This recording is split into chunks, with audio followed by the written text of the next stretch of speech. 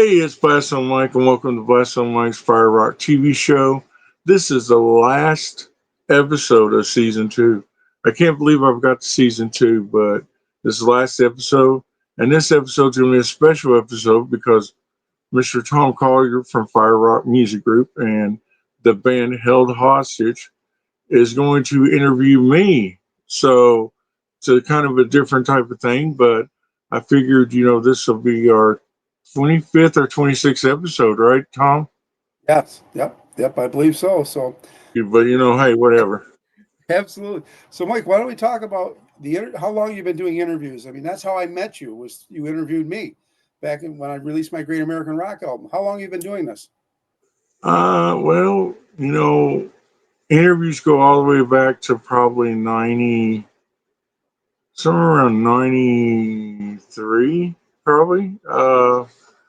Me and my friend Louis Bringers, that I grew up with, we always come up with these ideas for like these little magazines, back in the day when people actually read, and we'd always do interviews. I remember the first interview I ever did.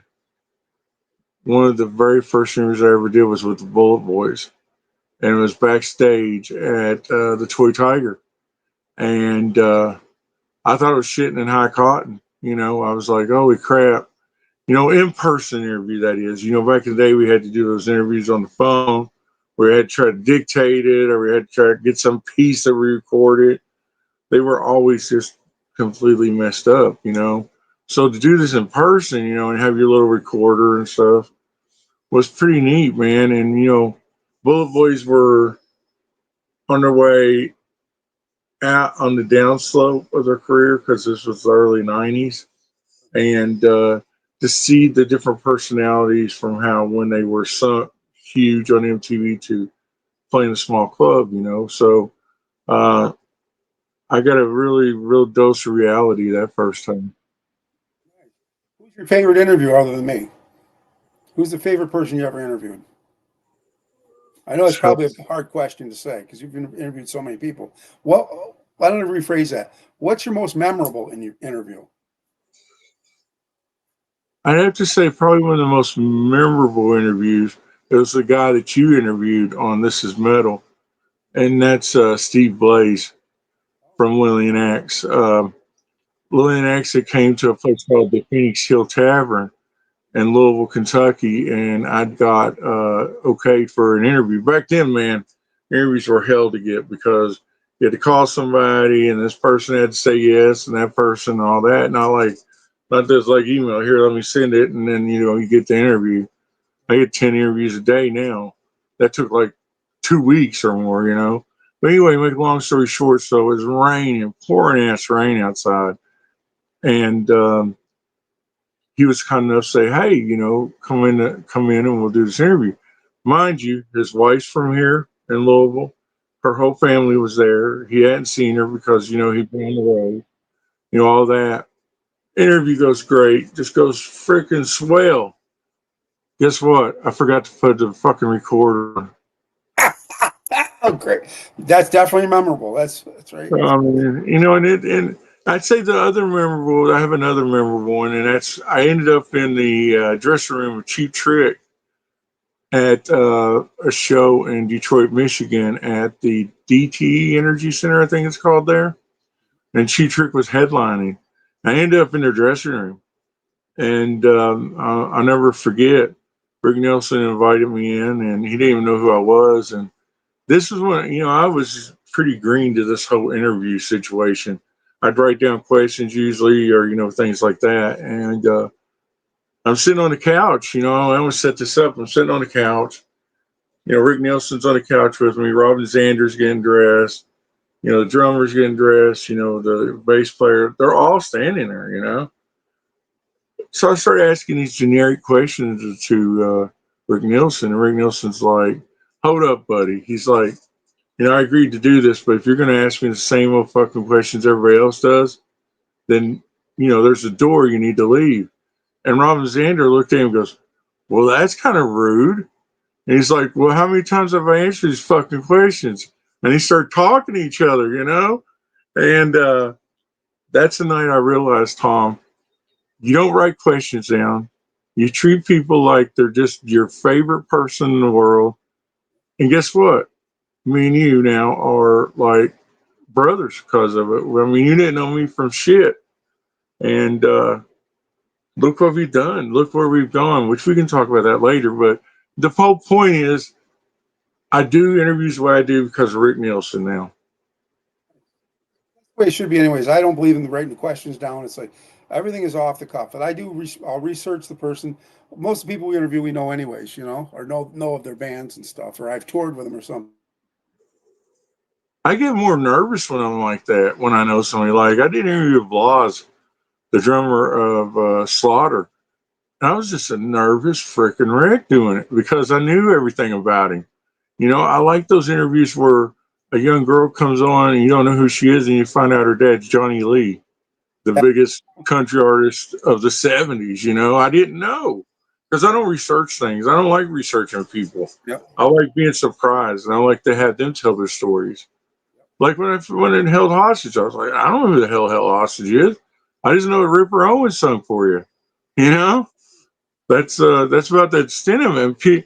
PR guys get pissed at me all the time. They're like, "Oh, you need to research this or listen to this music." I'm like, "No, I don't want to do that." So, Everybody has different approaches to it. To me, I just because being a record company executive, I want to know them. I want to hear their music. I want to know if it's something I like or whatever. So I listen to the stuff, but everybody does it differently. No, there's no right way to do it, as far as I'm concerned. You oh know. yeah, yeah. So let's talk about how the industry's changed from when you first started doing interviews. You were doing recorded interviews, written interviews. Now it's all videos and stuff. It's live, or live videos, things like that. You're recording them. How's that changed in your eyes, the technology and stuff? Well, let me tell you, the first thing, it's easier. Back in the day when we had to record them and dictate them, and you had to make sure that everything was quiet and you could hear what they're saying because you didn't want to say the wrong thing. And you know, then we advanced to email, and email was a lifesaver because you could just click paste and send it. Uh, I got a lot of email interviews, which you know, once BlackstoneMike.com comes online, because Chris has been working on that for months. On February 25th, my birthday, people will be able to go and see and deep dive into everything I've done.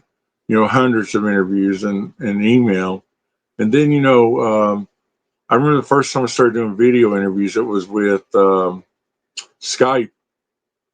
And let me tell you, that was hell. Skype was just, it was like, you just Zoom and StreamYard, which we're on now, is a lifesaver. They make great quality videos, they make great quality everything. But I'm going to tell you something. I haven't said to tell anybody this yet, but I'm fixing to do a segment where it's going to be called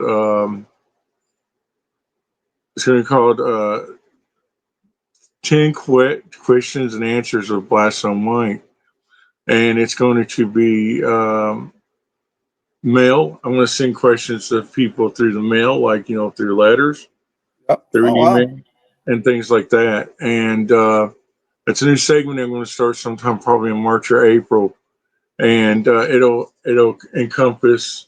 And I've got a website where I can write all this stuff, write it in or whatever. So all the question and answer will be written in, and then there'll be a picture of the actual letter or however it was sent to me, where people know that it's real. So something different I want to try to do. I've been watching a lot of YouTube videos about people who send out for free autographs and stuff. And I got the idea from a guy that does that, and he does like 10 questions. Well, he's got interviews with Sophia Loren and Tom Hanks and all these people. So what better way to maybe try to get somebody famous like that to do an interview instead of having to go through all the red tape and all that you know, to have to deal with. So I'm thinking about doing that question and answers with Blasphemy Mike. I think I'm going to try it and see what happens. So kind of miss it. I kind of miss doing things that way. Got a lot of interviews that way, and they were amazing interviews I did. I did like, I don't know, 100 interviews with Walking Dead people.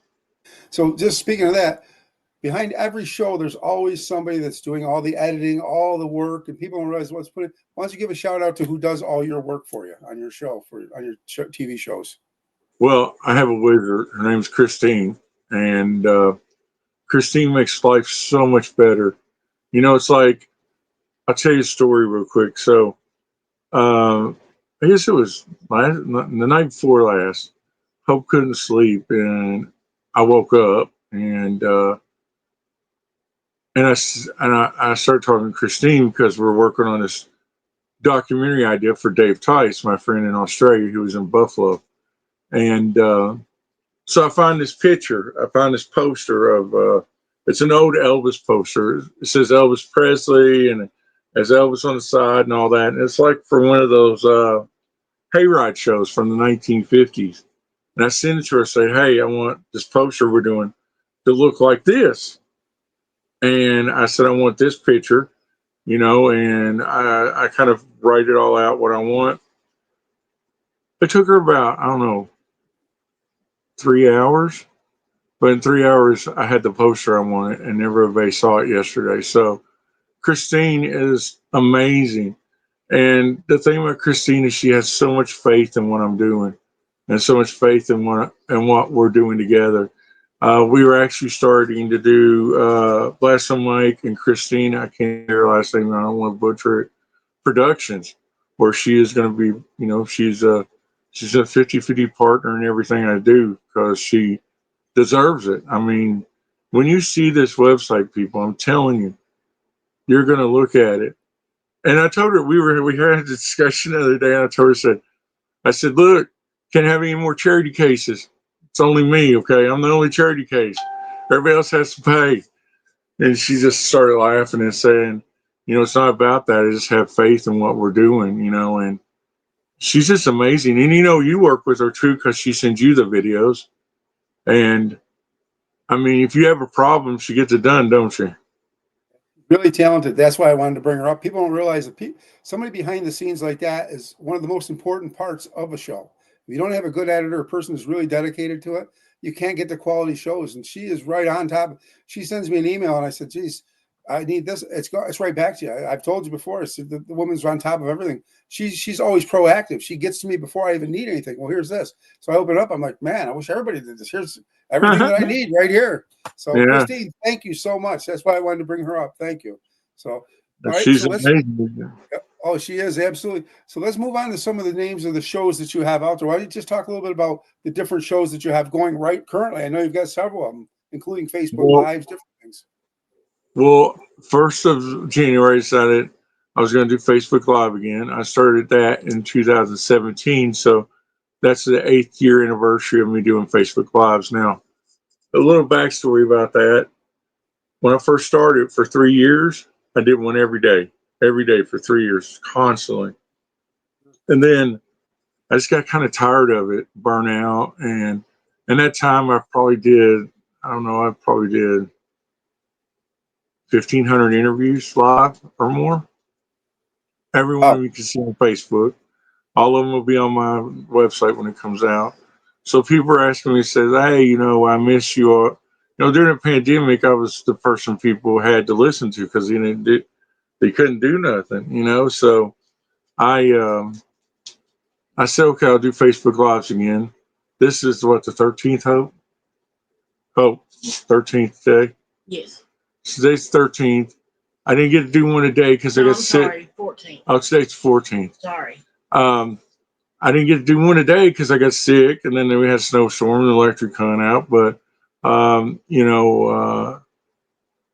love it. I love doing it. I love being. I've already booked all my shows up to February 4th now, so I've got people for everything now, and people are coming to me now, and I really enjoy that. Then, I got this bright idea. Hey, I want to do a show and put it on the Fire Rock TV YouTube channel, and I created Fire Rock Bus on Mike's Fire Rock TV show. Like I said, this will be the 26th episode, going to February 8th in season 3. As it went along, I got bigger guests like Michael Levy from Terrifier 2 and 3. He's a producer, and John Rinke, who was in the Tiger King show, things like that. And then I got some surprises for the third season that are coming up. They're going to be even bigger. And then I do Blastzone Mike's 2 minute or less review, where I take something like this CD and I'll listen to it and then I'll review it, or something that's food or something or whatever. And then I'm starting another show called Vinyl Jedi. That's spelled Vinyl and then Jed dash EYE. And what I'm going to do is I'm going to take a piece of vinyl, and the whole show is going to encompass that vinyl and talk about the band, talk about play it, because my wife got me one of those neat upright vinyl players where it spins in the air. So I'm going to do that, and the first one you're gonna like this, Tom. First one's going to be Stevie Ray Vaughan and Double Trouble, Texas Flood. And when I got it, it had two versions of the album inside of it. It had two different, circles and everything. So we're going to listen to it and see which one's a better copy of it. And of course, I'm going to do one with for MGM on an episode.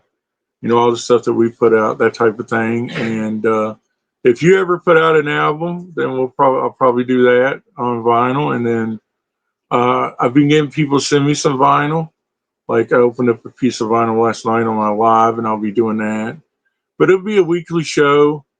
We're going to be using music from, I think, Cranberry Soup for it. I think that's what we decided on, was Cranberry Soup. It's either them or Jupiter Night. I can't remember, because I got so much stuff going on, Tom. I can't remember what I'm doing half the damn time.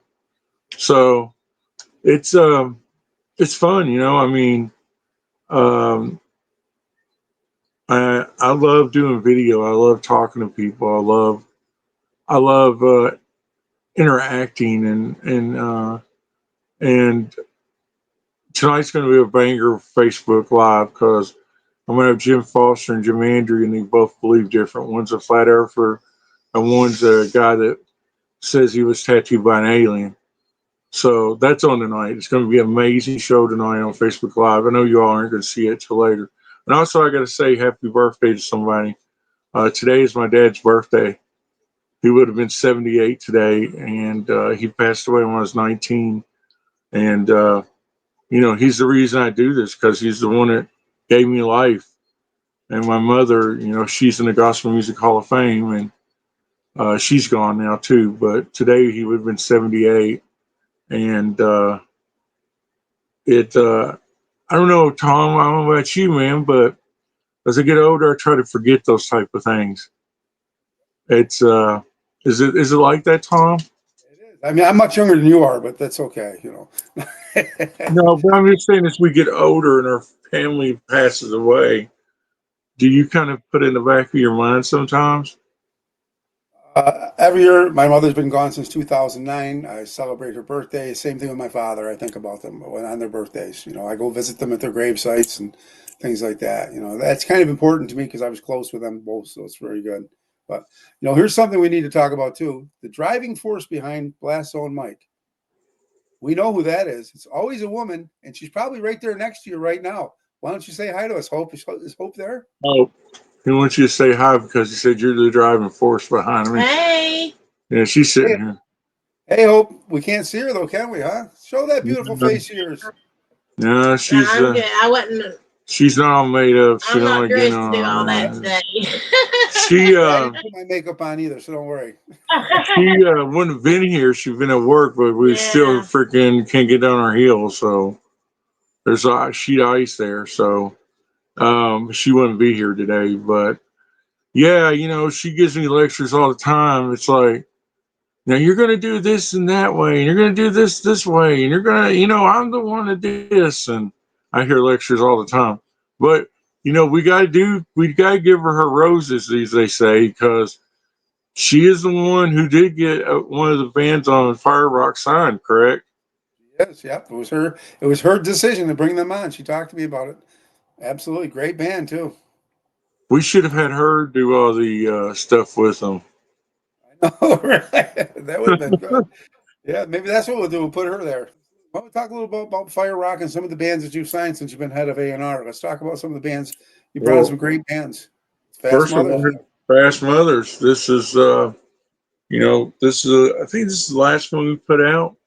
It came out in November of last year. They put it on CD.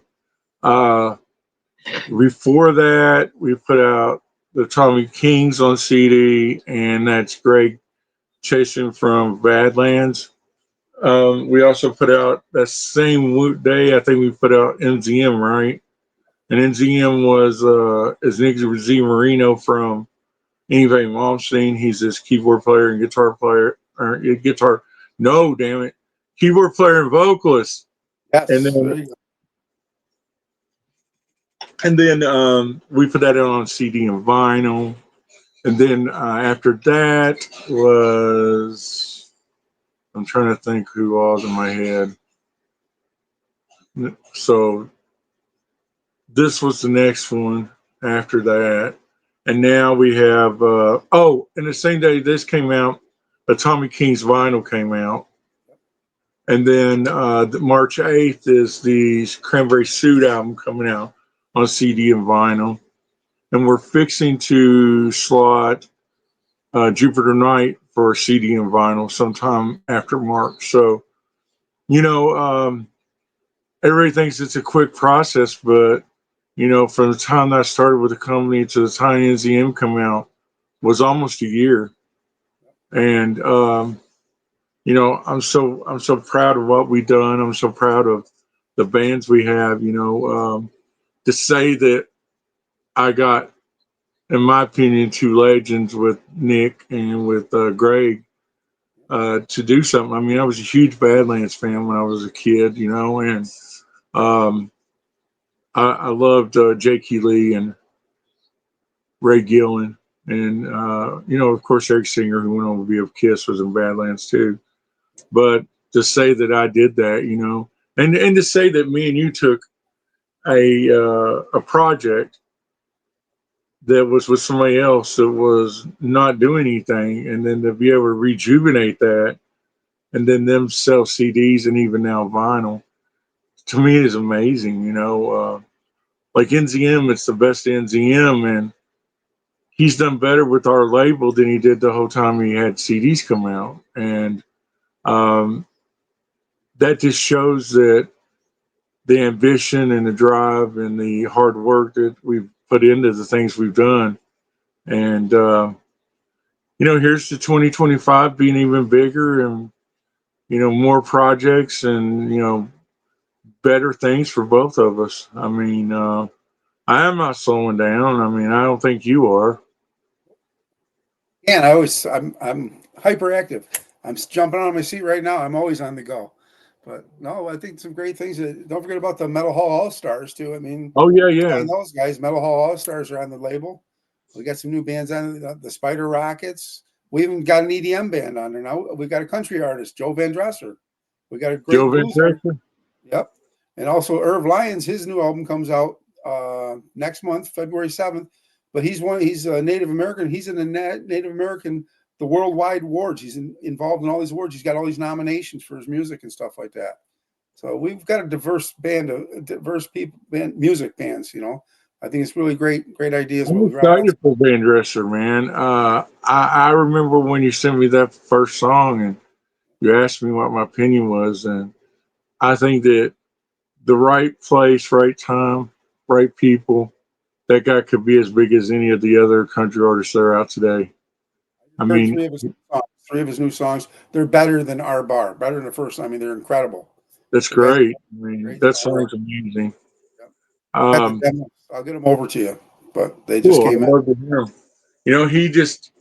He's one of the guys, man, that, like I said, if he gets with the right people, the right time, place, he could take off. I mean, he gets on a, I just seen a young artist with Jelly Roll named Allie Colleen, and people might not know who that is, but that's Garth Brooks' daughter, and she was the opening act for Jelly Roll, her first big tour and everything, and man, did she tear it up, and did she show what kind of a an artist she is. You know, I mean, well, hell, you come from Garth Brooks, you got to know how to be a good artist, right?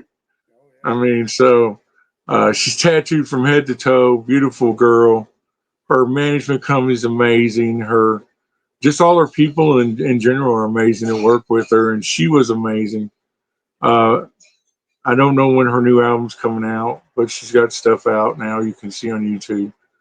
But I mean, you know, that's the thing about what we do, man. You're always looking like I told you about a girl named Taylor Austin Dye, Yep. and she ended up signing with a major country label right before Christmas, and I got to meet her. What an amazing young lady she is too. Beautiful. Uh, and then you know, I mean, let's not forget the fact that me and you never met each other, and we did all this stuff within in the last, I guess, you know, year and a half, and then coming to New Jersey, me and my buddy Andy. I talk about Andy all the time. He's always with me when I do anything. Coming to New Jersey, not a clue what the hell we were doing. Just said, okay, let's get in the car and go see Tom. And then we get there, and we had the time of our life, man.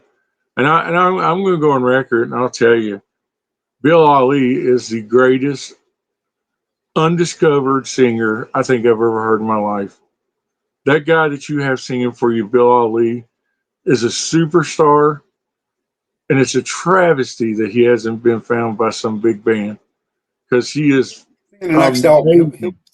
He's singing the next album. He's filling Ripper Owens' shoes. Those are some big shoes to fill, and I had to find somebody that was as good as Ripper and had the same voice. And Bill was the guy. I got introduced to him. He was right. He lives 30 minutes. He's in Syracuse, New York. I mean, I'm like, holy shit. He came out and sang, and I auditioned. He came in this our rehearsal hall, auditioned him. He hit the. He wasn't halfway through the first song, and I just looked over at the guys. I shook my head. Yeah, he's hired. You know, and then Well, we've had him in California. We've had him all. when I walked in, you know, backstage, he was standing there. I was like, this guy can't sing. I mean, he looks like Yoda. You know what I mean? Like Yoda when he kicks Dooku's ass in the movie. You're like, this guy can't be a singer. But put some sunglasses on, transfer for the way he looks. He gets on stage, and he's a massive guy. I mean, he's a massive dude. And the first time you hear him sing come out of his mouth, you're like, there's no way you can touch this guy. This guy is brilliant. But that's not to say anything bad about any of the rest of your band. Dave, your bass player is amazing. Your drummer that you had that day was amazing. You know, I mean, what a band. Held Hostage is a fucking band to be reckoned with. And I seen it with my own eyes for the first time, you know. Your CDs do no justice to what that band is. I'm just going to tell you right now. We want people to sit. That's what we want people to say. Like people buy our CDs, they come out and see us live. Like, holy shit!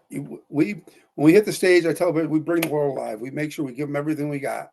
You know, we played some And of the then biggest in that stages. crowd, and then a lot of that crowd didn't know who the hell Hostage was. But at the end of the night, they were like, "Give me a guitar pick. Can I get one of the set Yep. lists?" I mean, they were crazy, Yep.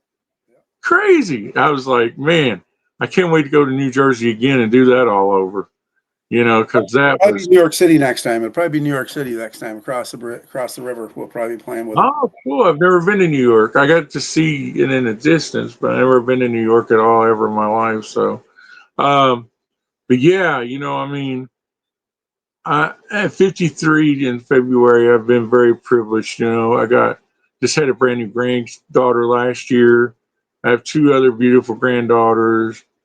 I got a wife that loves me and hates me at the same time. You know, that's how it works. Uh, you know, I got a house I live in. I mean, I got everything I ever needed. You know, I'm, I'm a.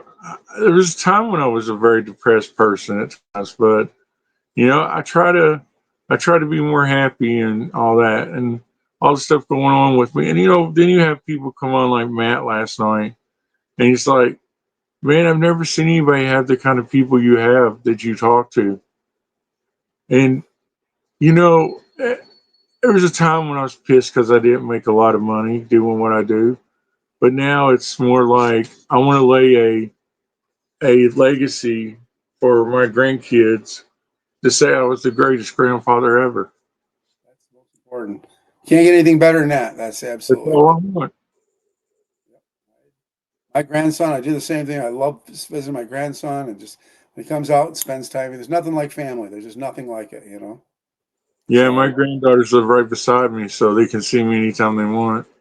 nice. Excellent. My youngest one, I'll tell you a story, and then we'll wrap up. But my youngest one yesterday, I knew she was the one that was messaging me on her mom's Facebook, and just like, and I'm like, what the hell is she talking about? And part of it say love you or whatever. So I call her and I'm like, are you messaging me?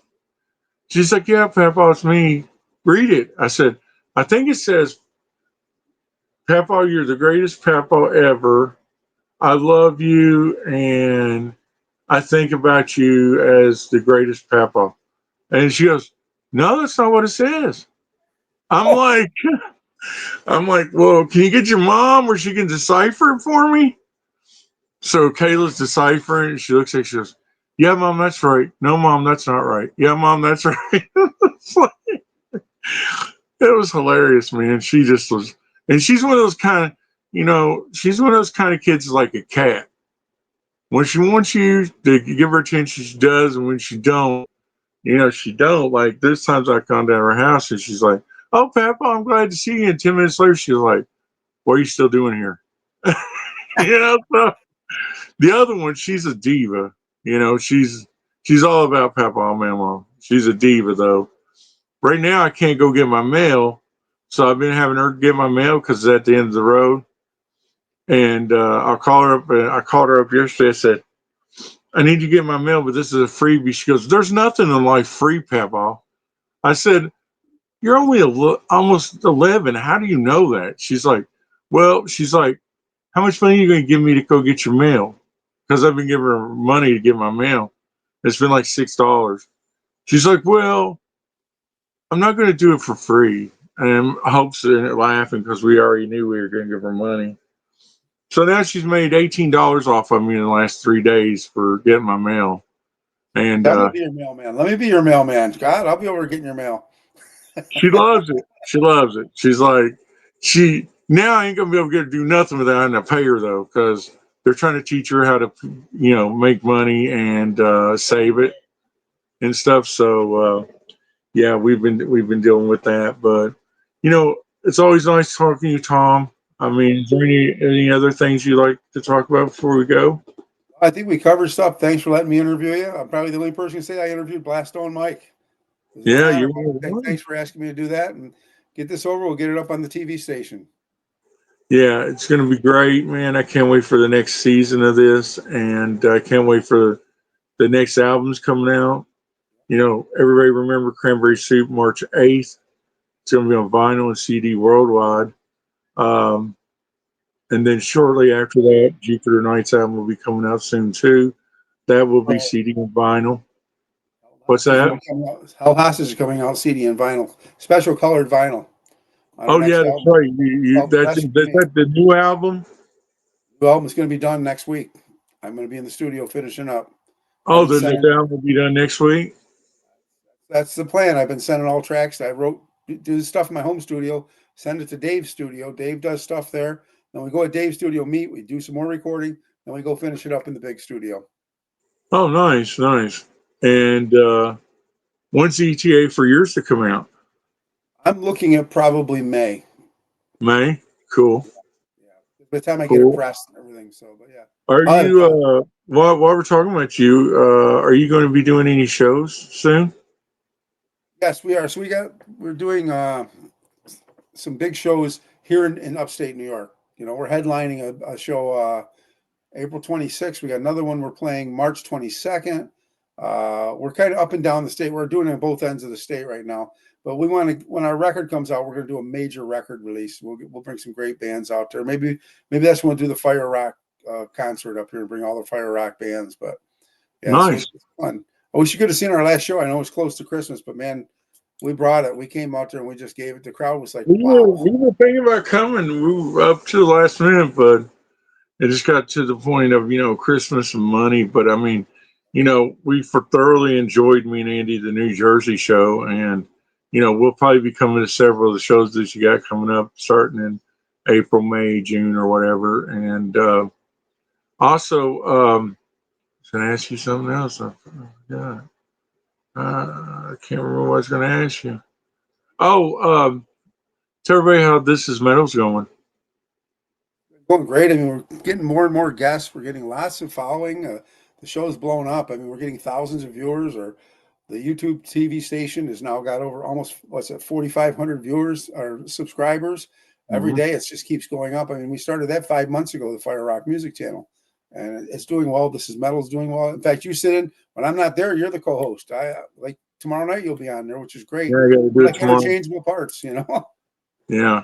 I mean, and before we go, tell people a little bit about some of the new things going on with Fire Rock Music Group, some of the things that we're going to be able to offer to artists and things like that. Oh yeah. Well, we obviously we have on staff publicists now. We have on staff radio PR guys. We have a graphic artist on there. We're offering. I mean, we can put them worldwide. We've got people that can help build streaming services.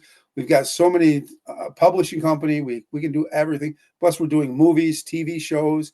There's so many great things that are happening. We're expanding this. The Fire Rock umbrella is going out deeper, bigger and bigger. It's exciting times for us. I expect to have a couple of major releases for movies this coming year. We're in the middle of negotiating it, so lots of things are great that are happening. And bands, if you're looking to get on the label, send the stuff to Mike or go to www.firerockmusicgroup.com. Send us, send it because it's going to go to Mike anyway. So if you submit it, great. You're going to be talking to Mike about it. Yeah, I'm 2025. I'm up in my game a lot more. I'm going to be trying to figure out how to do it in such a way that um, the bands come to us more, and instead of us having to go to the bands. It's all about creating a buzz. You know what I mean? You got to Yep. create a buzz that is infectious, that everybody wants to be a part of it. And the good thing is when I do interviews with these bands on Facebook or whatever, that I can talk to them about what they're doing and tell them about Fire Rock Music Group, and things like that. And we need to let people know physical media is not dead. It isn't. Absolutely not. When other people are running for it, running away, we run towards it. That's the time, This right here is not dead, people. People think it is, but it's not. No. Or even this. Look at this. Who would ever thought you'd see a Marilyn Manson's new album on cassette? Cassette. I mean, that right there in itself is crazy. Yep, absolutely. It's great. It's absolutely great. But thank you again, and I appreciate everything you've done for me. And let's make 2025 a banger year in all the things that we do in our life. Absolutely, it's going to be a great year for us. Great year for everybody. All right, thank you guys. I'll see you again in season 3. With February 8th will be the start of season 3, and new song title. I mean, new intro and outro, new look, and everything for season 3. So Awesome. We'll talk to you soon, and thanks again, Tom. Thanks a lot, Mike. Thank you, buddy. You walk this earth, breathe this air, but you feel unsafe.